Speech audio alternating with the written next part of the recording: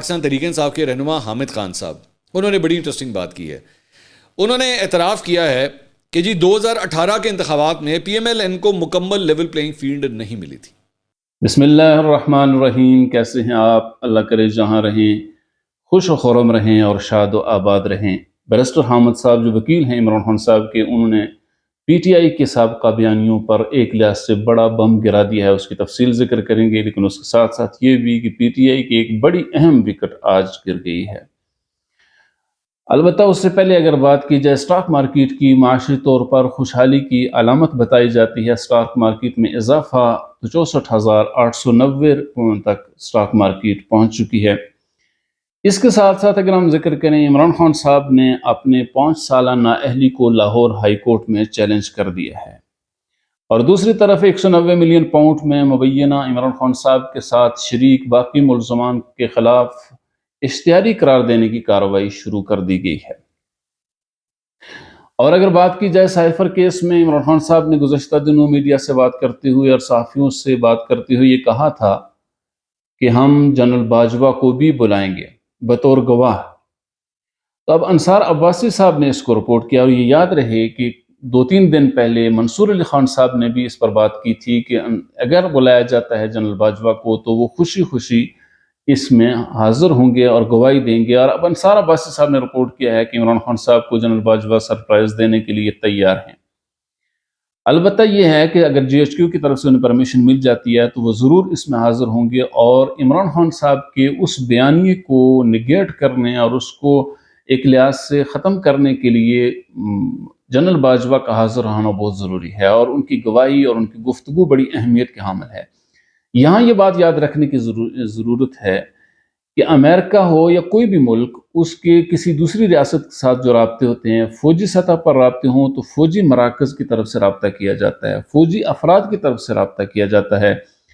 اور اگر سفارتی طور پر کوئی معاملہ ہو تو پھر دونوں ممالک کے سفراء اور ان کا عملہ ایک دوسرے سے رابطہ کرتا ہے. عمران خان صاحب کا چونکہ بیانیہ بکتا رہا ہے، ان کے فالوورز وہ اندھی تقلید کرنے میں مشہور ہیں.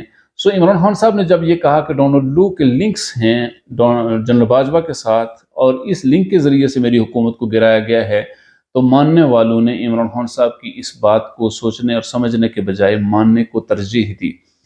سو یہ بات سمجھنے کی ضرورت ہے کہ اگر امریکہ یعنی کہ استعمال کرنا چاہ رہا تھا عمران خان صاحب کو، ان کی حکومت کو گرانے کے لیے جنرل باجوہ کو، تو وہ پینٹاگون کے ذریعے سے جنرل باجوہ کے ساتھ رابطہ کر سکتا تھا. اس کے لیے کوئی مشکل نہیں تھا، جو ایک پروسیس اور طریقہ کار ہے. اور ڈونلڈ لو کے ذریعے سے جو رابطہ کیا جاتا ہے وہ، یا سفارتی سطح پر یا پاکستان کی وزارت خارجہ کے ساتھ جو رابطہ کیا جاتا ہے، وہ ڈونلڈ لو اور اس طرح کے افراد کے ساتھ کیا جاتا ہے. سو عمران خان صاحب کے لیے یہ مشکل ہوگا اس بات کو قبول کرنا اور اس بات کو ہضم کرنا کہ وہ ڈونلڈ لو اور جنرل باجوہ کے درمیان کسی طرح کا لنک ثابت کر سکیں. سو جب یہ لنک ثابت نہیں ہو سکے گا تو عمران خان صاحب کا وہ من گھڑت بیانیہ زمین بوس ہو سکتا ہے.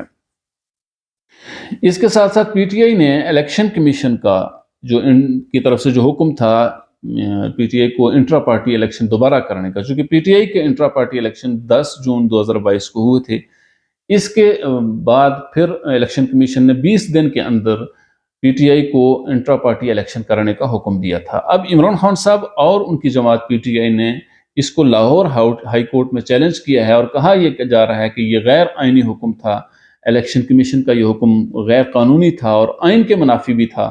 اور اس میں یہ بھی کہا گیا ہے کہ لاہور ہائی کورٹ کمیشن کو، الیکشن کمیشن کو دوبارہ انٹر پارٹی الیکشن کرانے کا حکم کالعدم قرار دے. 10 جون 2022 کو جو الیکشن کرائے گئے تھے انہی کو درست قرار دیا جائے. سو اب یہ پٹیشن بھی دائر کر دی جائے گی ہے.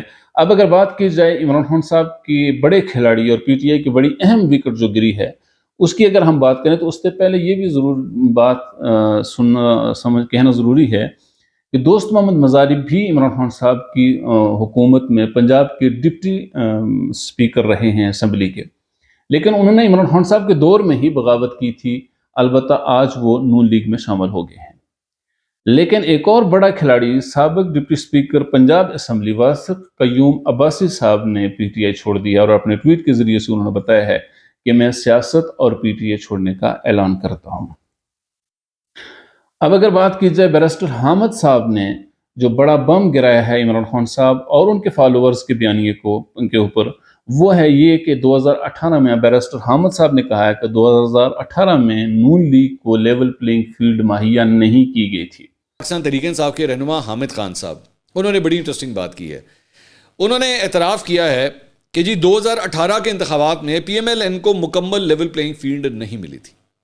آج جا کے 2023 کے اندر جا کے جو پی ٹی آئی کے رہنما ہیں، اور یہ ذہن میں رکھیے گا وہ عمران خان صاحب کا کیس بھی لڑ رہے ہیں، آج وہ ایکسیپٹ کرتے ہیں اس بات کو کہ نون لیگ کو 2018 کے اندر لیول پلینگ فیلڈ نہیں ملی تھی۔ انہوں نے کہا نواز شریف کو، مریم نواز کو جیل میں ڈالا گیا تھا، ان سے زیادتی ہوئی تھی۔ اور 2018 میں نون لیگ کے ساتھ جو کچھ ہوا وہ بہت بڑی زیادتی تھی، انتخابات متنازع تھے، اور 2018 میں جو کچھ ہوا وہ بہت بڑی یعنی وہ ٹھیک نہیں تھا۔ اور اس صورت میں یعنی جو بیرسٹر حامد نے کہا ہے یہ عمران خان صاحب کی اس بیانیے کی نفی کرتا ہے، پی ٹی آئی کی اس بیانیے کی نفی کرتا ہے۔ بہرحال بیرسٹر حامد نے دیر آید درست آید، بہت دیر کے بعد اس حقیقت کو سامنے وہ لے آئے ہیں کہ جس کا یعنی پوری پاکستان کو علم تھا، سوائے ان لوگوں کے جو عمران خان صاحب کے فالوورز تھے۔ اب دیکھنے کی بات یہ ہے کہ بیرسٹر حامد کے ساتھ پی ٹی آئی والے کیا کرتے ہیں، اور پی ٹی آئی کے اندر سے ان کے خلاف اس پر کیا ایکشن آتا ہے، یہ آئندہ چند دنوں میں دیکھنے کی بات ہوگی۔ ہماری ویڈیو کیسی رہی؟ اگر ہماری ویڈیو آپ کو پسند رہی تو آپ اسے لائک اور شیئر ضرور کیجیے۔ السلام علیکم ورحمۃ اللہ وبرکاتہ۔